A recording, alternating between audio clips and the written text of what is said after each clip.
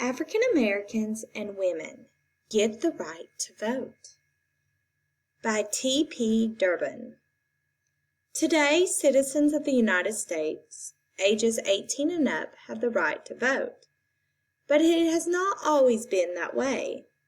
African Americans and women had to fight long and hard to get this precious right.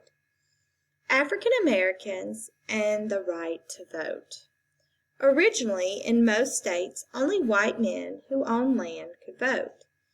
In 1868, the 14th Amendment was added to the U.S. Constitution. It says African Americans have the same rights as other citizens.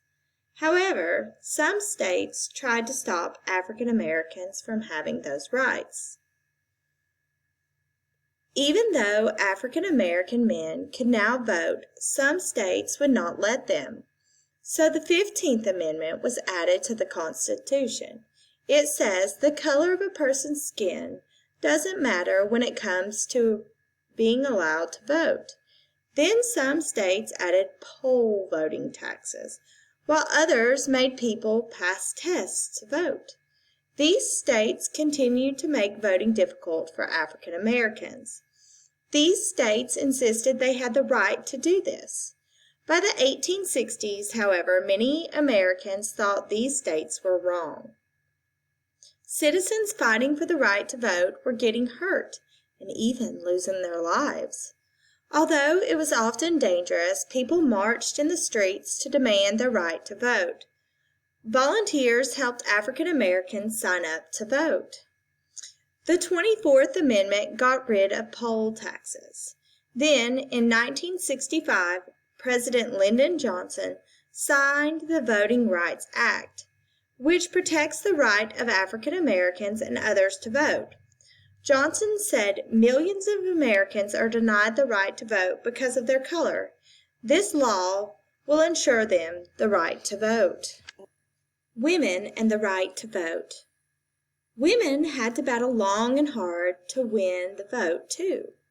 The Declaration of Independence says that all men are created equal. Women wondered whether the writer meant just men, or did he mean all people? Lucretia Mott and Elizabeth Cady Stanton were leaders in the cause for women's equality. They held a big meeting to talk about women's rights. One of those rights was suffrage, the right to vote. The meeting was held in 1848 in New York. Some people hoped that the 15th Amendment would also give all women the right to vote, but it didn't. Women continued to fight to win the vote, but they didn't always agree on how they should do it.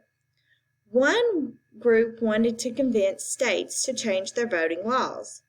Another group thought it would be better to change the U.S. Constitution. The women's suffrage leader, Susan B. Anthony, said this about the U.S. Constitution. It was we, the people, not we, the white male citizens, nor yet we, the male citizens, but we, the whole people, who formed the Union. Some women believed in working quietly.